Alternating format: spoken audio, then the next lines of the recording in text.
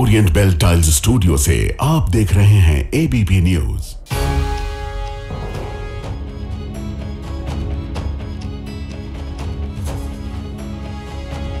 नमस्कार, मैं हूं प्रतिमा मिश्रा। दिन की हर बड़ी खबर के साथ आइए शुरू करते हैं भारत की बात। शुरुआत उन खबरों से जिन पर विस्तार से करेंगे चर्चा। देश में किसानों के सामने खाद का संकट मंडरा रहा है। यूपी, एमपी से लेकर तेलंगाना तक किसानों को खाद नहीं मिल पा रही। खाद के लिए बारिश में भीगते, लाठी खाते किसानों की वीडियो रिपोर्ट आज आपके सामने होगी। अहमदाबाद के स्कूल में छात्र के मर्डर से देश दहशत में है। अब उत्तराखंड के काशीपुर में स्कूली छात्रों ने टीचर पर तमंचे से फायरिंग की है। स्कूलों में बढ़ते हिंसा के इस ट्रेंड का विश्लेषण भी आपके लिए होगा। महाराष्ट्र के यवतमाल में रेलवे की तरफ से खोदे गए गड्ढे में गिरकर 4 बच्चों की मौत हो गई। क्या देश को गड्ढा दुर्घटना बीमा की जरूरत है? ये खबर भी आपके लिए होगी। और हर दिन की तरह रात 8:30 बजे आप मेरे साथ देखेंगे स्पेशल रिपोर्ट हम नहीं सुधरेंगे, अनिरुद्धाचार्य ने तो अति कर दी। लेकिन शुरुआत खाद संकट के दृश्यों के साथ।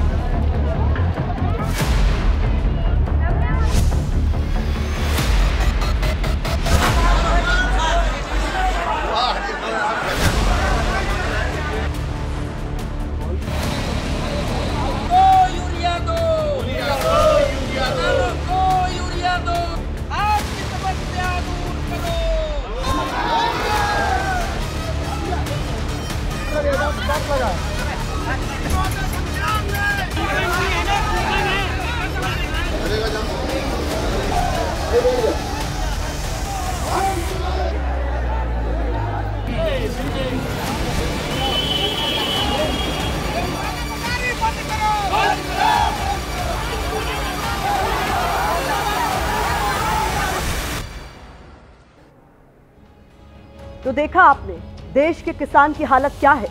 देश का पेट भरने के लिए उसे फसल उगानी है, लेकिन फसल उगाने के लिए किसान को खाद नहीं मिल पा रही।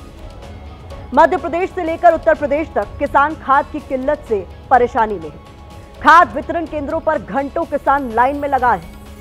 खाद की लाइन में खड़े होकर बारिश में भीगते हुए एक बोरी खाद का इंतजार कर रहे हैं। पुलिस की लाठियां खा रहे हैं, लेकिन फिर भी खाली हाथ ही घर जा रहे हैं। घंटों लाइन में लगने के बाद भी उन्हें एक बोरी खाद नहीं मिल पा रही। देश के कई राज्यों में खाद किसानों के लिए एक खोज बनी हुई है। मध्य प्रदेश के कई शहरों के साथ यूपी के कई जिलों में किसान खाद के आंसू रो रहे हैं। तेलंगाना में भी किसानों के सामने खाद का संकट है। देश में खरीफ फसलों की बुआई का सीजन है, लेकिन खाद न मिलने की वजह से किसान फसल नहीं उगा पा रहे। ऐसा तब है जब किसानों को लेकर देश की राजनीति में बड़ी बड़ी बातें होती है। जैसे किसान भारतीय अर्थव्यवस्था की रीढ़ है, किसानों के हित के साथ कोई समझौता नहीं होगा, अन्नदाता का हित देश में सर्वोपरि है, देश के किसानों की आय दोगुनी करना सरकार का संकल्प है, हमारा किसान ही देश की शान है। लेकिन इन तस्वीरों को देखकर लगता है कि देश में किसानों को लेकर सिर्फ खोखली बातें होती हैं, इसके सिवाय और कुछ नहीं होता। हालांकि ये जरूर याद रखिएगा कि इन किसानों का संघर्ष सिर्फ अपने खेत और फसल तक सीमित नहीं है, बल्कि ये संघर्ष आपकी थाली में परोसी जाने वाली रोटी से जुड़ा हुआ है। क्योंकि जब किसान फसल उगाता है तभी देश का पेट भर पाता है। लेकिन वो किसान खाद की कमी के चलते किस कदर परेशान है, पहले मध्य प्रदेश के शहरों से आई ग्राउंड रिपोर्ट में आपको दिखाते हैं।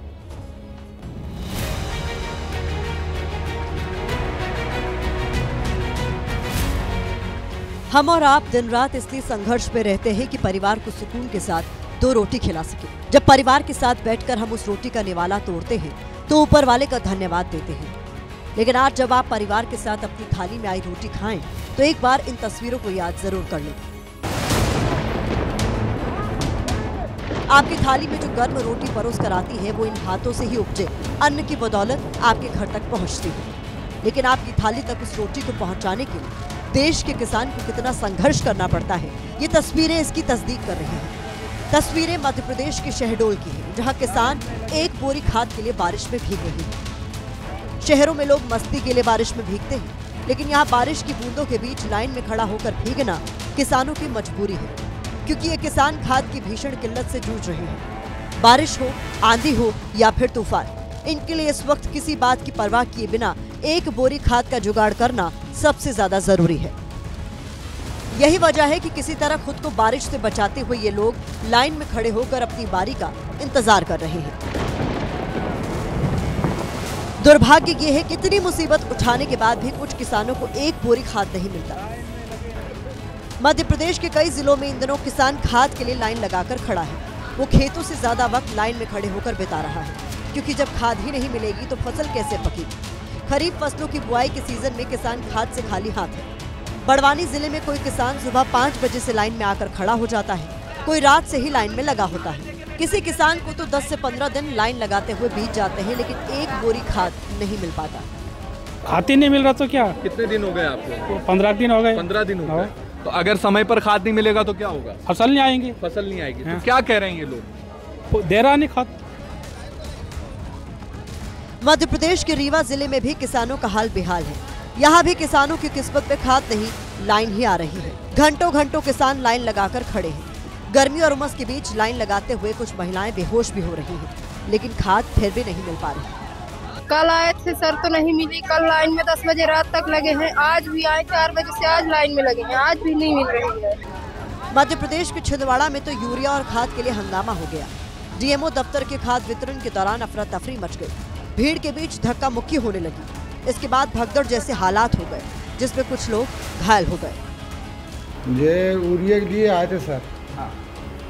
11 बजे लगाए थे लाइन में।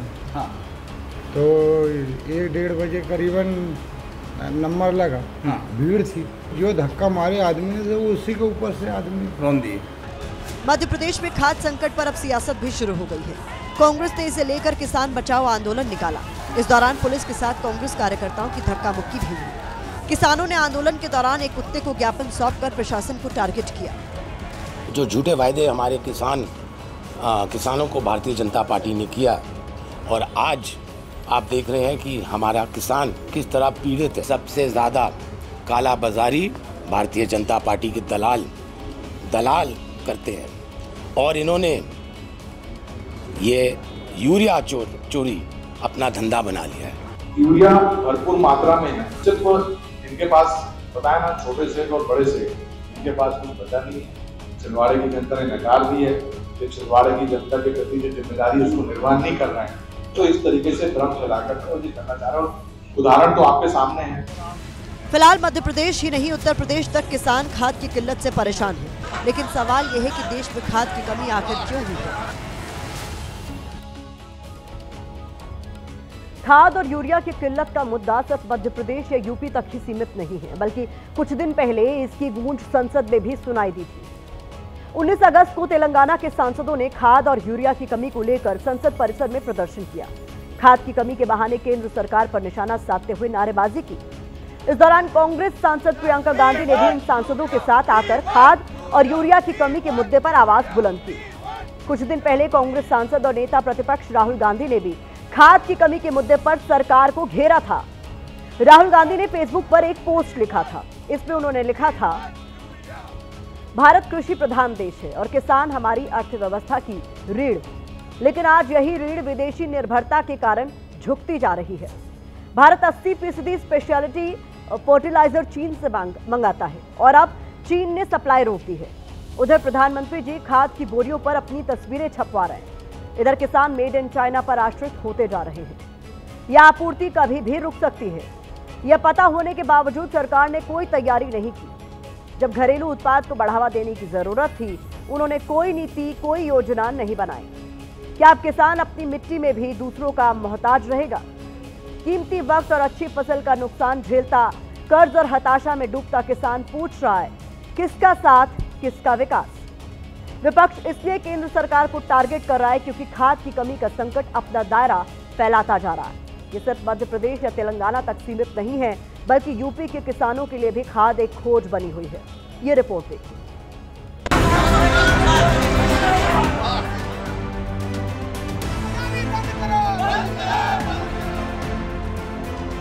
यूपी के अयोध्या में किसानों को खाद के लिए लाठी खाना भी मंजूर है।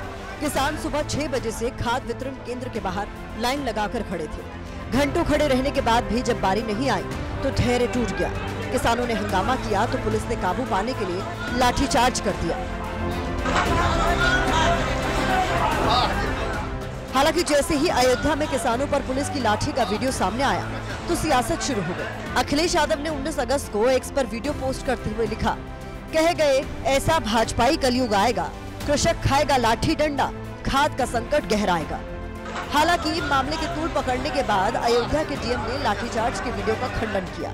यूपी के कई जिलों से किसानों की खाद के लिए लाइन में लगने वाली तस्वीरें सामने आ रही हैं। सोनभद्र जिले में भी किसान घंटों खाद के लिए लाइन में खड़े रहने को मजबूर हैं। तब भी उन्हें एक बोरी खाद नहीं मिल पा रही। किसान परेशान हो रहे हैं और जो लाइन में खड़े हैं उनमें से कुछ बेहोश हो रहे हैं। यूपी में अब समाजवादी पार्टी खाद संकट के बहाने योगी सरकार को घेर रही है। सोनभद्र जिले में पार्टी कार्यकर्ताओं ने प्रदर्शन किया और प्रशासन के खिलाफ नारेबाजी की। लखनऊ वाले तो हमेशा हवा में रहते हैं, खाद का इंतजाम कर नहीं पा रहे हैं, कानून व्यवस्था संभाल नहीं पा रहे हैं। बहराइच में खाद की किल्लत को लेकर समाजवादी पार्टी ने गुरुवार को प्रोटेस्ट किया। हैरान करने वाली बात यह है कि खाद के संकट को देखते हुए यहां बीजेपी किसान मोर्चा के जिलाध्यक्ष ने भी इस्तीफा दे दिया। उन्होंने कहा कि वो सत्ताधारी पार्टी में किसान मोर्चा के पद पर होकर भी किसानों की मदद नहीं कर पा रहे। किसान लगातार खाद के लिए परेशान है और खाद की यहाँ पे काला बाजारी हो रही है। आज हम लोग जिलाधिकारी कार्यालय पर आकर धरना प्रदर्शन के माध्यम से इस सोती हुई प्रदेश की भाजपा सरकार को जगाने का हम लोग काम कर रहे हैं। मुझे एक पीड़ा जो 2012 और 13 में थी, 14 में थी कि किसानों के ऊपर लाठी मारी जा रही थी, वही पीड़ा आज मुझे फिर हो रही है। मुझे कोई फर्क नहीं पिछली गवर्नमेंट में और इस गवर्नमेंट में दिखाई दे रहा। साफ है कि किसानों के सामने खाद का संकट विकराल होता जा रहा है। जरूरत है कि सरकारें इस समस्या को समझें और जल्द इसका समाधान निकालें ताकि किसानों को खाद की सप्लाई सुनिश्चित हो सके। यूपी सरकार दावा कर रही है कि प्रदेश में खाद की कमी नहीं है, लेकिन ये तस्वीर योगी सरकार के दावे पर सवाल खड़ा कर रही है। गोंडा में भी महिलाएं खाद के लिए लाइन में खड़ी बारिश में भीग रही हैं। अब आपको बताते हैं कि देश के किसानों के सामने खाद का ये संकट खड़ा क्यों हुआ है। इसके बारे में रसायन और उर्वरक राज्य मंत्री अनुप्रिया पटेल ने लोकसभा में लिखित जानकारी दी है। इस जानकारी पर हमने भारत की बात का डेटा टैबलेट आपके लिए तैयार किया है।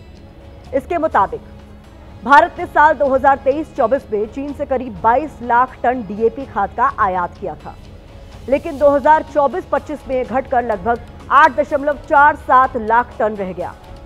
जुलाई 2025 में चीन से डीएपी खाद का आयात सिर्फ 97,000 टन रहा।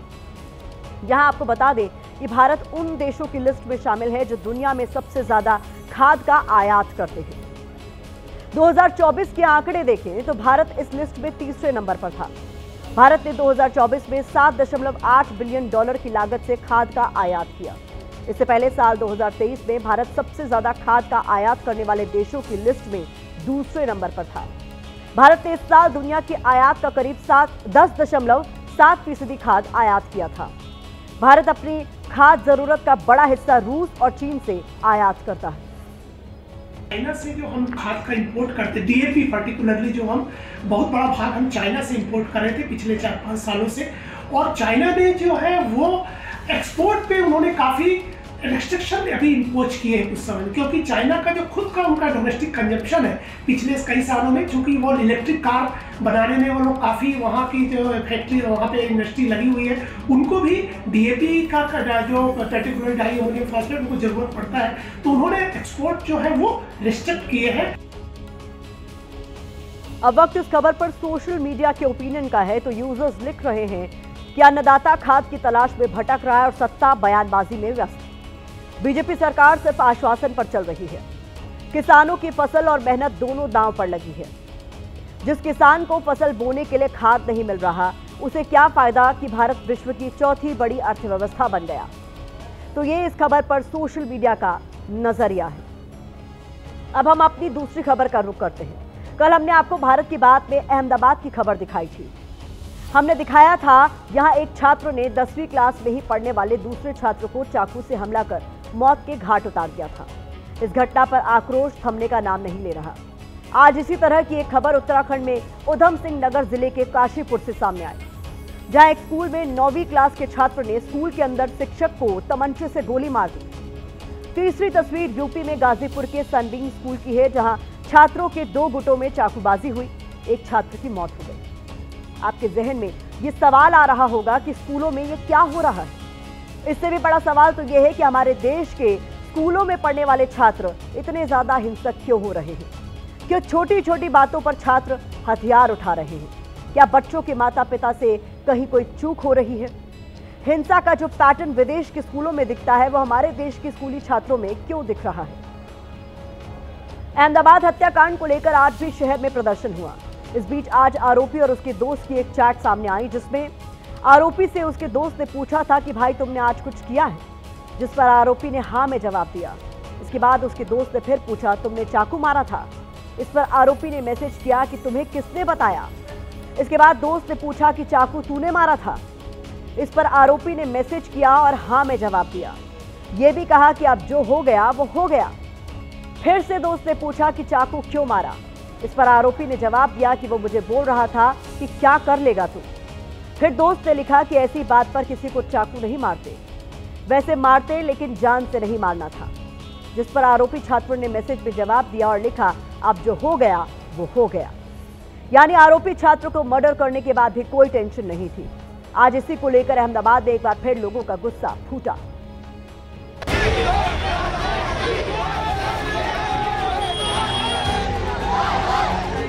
यहाँ पर स्कूल के बाहर लोग इकट्ठा हुए हैं, खास करके स्टूडेंट्स और पेरेंट्स। यहाँ पर सीनियर सिटीजन को भी हटाया जा रहा है क्योंकि लोग यहाँ पर बस न्याय की हुकार करने के लिए आए थे।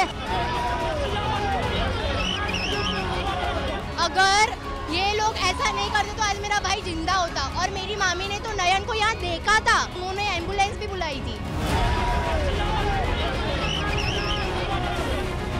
वो लड़का वहाँ पर पड़ा हुआ था उसकी माँ की गोद में, कोई नहीं था, स्कूल का कोई भी नहीं था। बच्चा 3 घंटे से पड़ा रहा है, उसको हॉस्पिटल ले जाएंगे, पूरी स्कूल बस है अंदर, इतनी सारी गाड़ी है, 2 व्हीलर है। और यहाँ पे क्राइम सीन साफ कर दिया गया है, खून यहाँ पे साफ हो चुका था जब तक वापस लोग आए।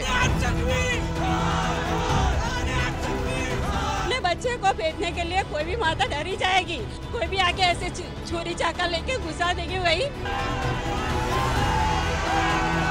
400 से 500 लोगों का टोला आया था, उन लोगों ने यहाँ पे स्कूल में तोड़फोड़ की थी। थोड़े 15 लाख का नुकसान हुआ है और उनके खिलाफ फरियाद दाखिल हुई है।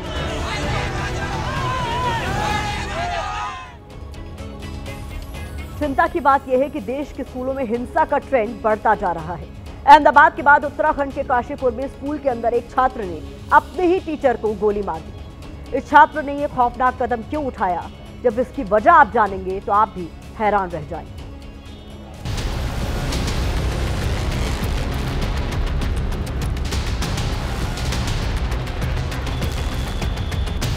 अस्पताल के बिस्तर पर लेटे गगनदीप सिंह कोहली का ये हाल उनके ही स्टूडेंट ने किया है।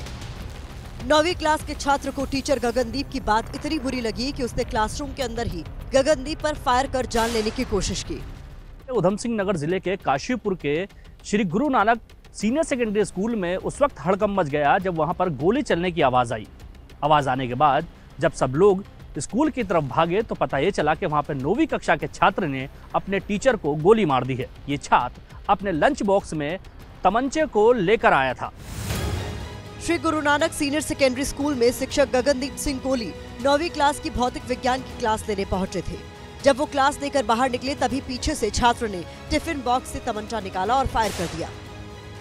गोली गगनदीप के दाएं कंधे के नीचे लगी, जिसके बाद उन्हें गंभीर हालत में एक निजी अस्पताल में भर्ती कराया गया है। टीचर पर गोली चलाने के बाद छात्रों ने भागने की कोशिश की, लेकिन स्कूल के बाकी टीचरों ने उसे पकड़ लिया। बताया जा रहा है कि शिक्षक गगनदीप ने क्लास के दौरान छात्रों से सवाल पूछा था, जिसके बाद शिक्षक ने उसे थप्पड़ मार दिया था, जिससे छात्र गुस्से में था। इसके बाद छात्र बैग में टिफिन के अंदर तमंचा लेकर आया और फायर कर दिया। कि Guru Nanak senior secondary school Kundeshwari में एक अध्यापक पर कक्षा 9 की एक छात्र द्वारा गोली चलाकर घायल कर दिया गया, जिस पर पुलिस द्वारा उक्त प्रकरण में हत्या के प्रयास का अभियोग पंजीकृत किया गया और विवेचना के क्रम में बाल अपचारी को विधि अनुसार पुलिस संरक्षण में लिया गया। इस सनसनीखेज घटना के बाद पूरे जिले में शिक्षकों में गुस्सा है।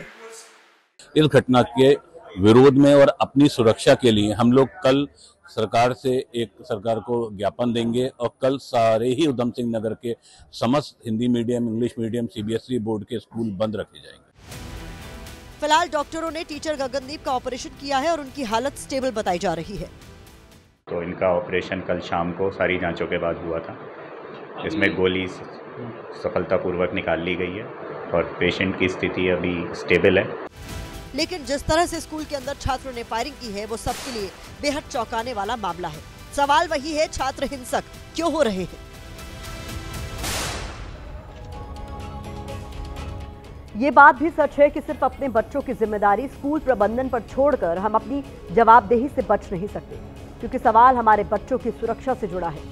छात्रों के बीच ऐसे झगड़ों और हमलों को रोकने के लिए स्कूलों के साथ साथ माता पिता की भी कुछ जिम्मेदारी बनती है। माता पिता के लिए जरूरी है कि बच्चों के साथ स्कूल में बिताए गए उसके दिन को लेकर बातचीत करें। बच्चों से पूछें कि आज स्कूल में दिन कैसा बीता। अगर स्कूल को लेकर बच्चों के मन में कोई सवाल है तो उसे नजरअंदाज न करें। अगर बच्चा आपसे किसी छात्र को लेकर शिकायत करता है तो उसे गंभीरता से लें। बच्चे के साथ उन विषयों पर बात करना भी जरूरी है कि जो घटनाएं उसके आसपास घट रही हैं, ताकि उसे उस घटना के सही और गलत पहलू की जानकारी हो। अगर बच्चा गुस्सा कर रहा है या कहीं पे भी आपको लगता है कि इरिटेबल है, मायूस है, उसकी मूड फ्लक्चुएशंस हैं, तो रेड फ्लैग साइन है कि कहीं ना कहीं से कोई प्रॉब्लम आती है। पेरेंटिंग में हमें ये ध्यान रखना है कि बच्चा मोबाइल और टीवी पे क्या देख रहा है, किस कंटेंट की तरफ वो एक्सपोज है। अगर बच्चे के माँ बाप उनके सामने गुस्सा करते हैं, लड़ाई करते हैं या फिर एक दूसरे को रेस्पेक्ट नहीं करते, तो वो बच्चा भी वही करेगा। हमारी तीसरी खबर उन जानलेवा गड्ढों से जुड़ी है जो लोगों की मौत का कारण बन रहे हैं। महाराष्ट्र के यवतमाल में रेलवे लाइन के पास गड्ढे में डूबने से 4 बच्चों की मौत हो गई। रेलवे की ओर से निर्माण के लिए ये गड्ढे खोदे गए थे, लेकिन सिस्टम की लापरवाही ने मासूमों को मार डाला। दूसरी तस्वीर जम्मू कश्मीर के Lakhanpur national highway authority of India के टोल पोस्ट की है। यहाँ गड्ढों की वजह से कभी भी जानलेवा हादसा हो सकता है, लेकिन सिस्टम सोया हुआ है।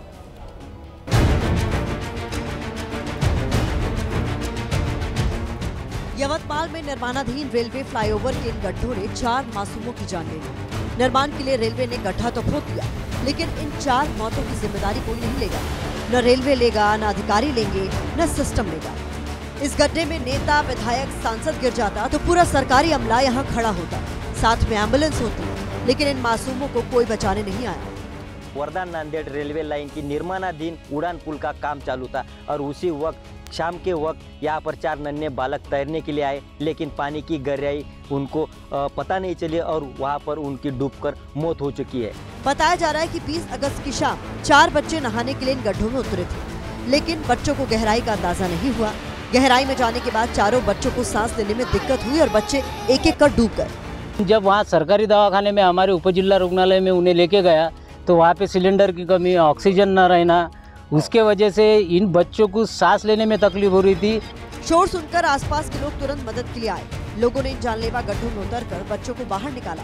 स्थानीय लोग ही बच्चों को लेकर अस्पताल गए, लेकिन यवतमाल के संजीवनी हॉस्पिटल में चारों बच्चों को मृत घोषित कर दिया गया।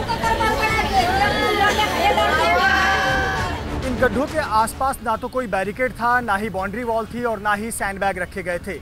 भारी बारिश के चलते गड्ढों में पानी भरे होने की जानकारी रेलवे को जरूर होगी, लेकिन सिस्टम में बैठे अधिकारी आंख बंद कर सोते रहे, जिसके चलते 4 मासूम बच्चों की जान चली गई।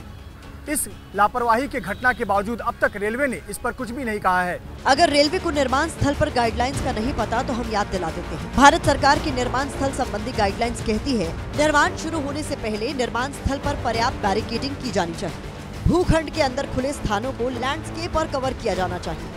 मॉनसून शुरू होने से पहले सभी खोदे गए गड्ढों को भर दिया जाए। बारिश की स्थिति में ठेकेदार को 48 घंटों के भीतर पानी बाहर निकालना होगा। ज्यादा पानी आने की स्थिति में बैरिकेडिंग और खतरे के निशान लगाने होंगे। पुलिस स्टेशन दारों में मर्ग क्रमांक 53 कलम 154 BNSS के तहत दर्ज है और आगे की कार्रवाई शुरू है। लेकिन यहाँ ऐसा कुछ भी नहीं था। न कोई बैरिकेडिंग थी, न मिट्टी से भरी बोरियां थी और न कोई साइन बोर्ड था। सवाल ये भी है कि क्या इस लापरवाही के लिए रेलवे पर केस दर्ज नहीं होना चाहिए? क्या इन बच्चों की मौत के लिए उन अधिकारियों पर केस नहीं होना चाहिए जो इस काम की देखरेख कर रहे हैं? क्या उस कंपनी के खिलाफ केस नहीं होना चाहिए जो इसका निर्माण कर रही है? क्या ठेकेदार के खिलाफ कड़ी कार्रवाई नहीं होनी चाहिए? भारतीय रेल के संबंधित अधिकारी की गंभीर लापरवाही है उसके लिए क्रिमिनल एक्शन कल्पेबल होमिसाइड के अंतर्गत एफआईआर होनी चाहिए, उनको सजा होनी चाहिए, जेल होनी चाहिए। लेकिन लिख लीजिए, कुछ नहीं होगा। खाना पूर्ति करते हुए जांच का आदेश भले ही आ जाएगा, लेकिन इसके बाद सब कुछ शांत हो जाएगा। उन परिवारों का दर्द किसी को महसूस नहीं होगा जिनके 4 मासूम सिस्टम की इस लापरवाही की वजह से मौत के मुंह में समा गए।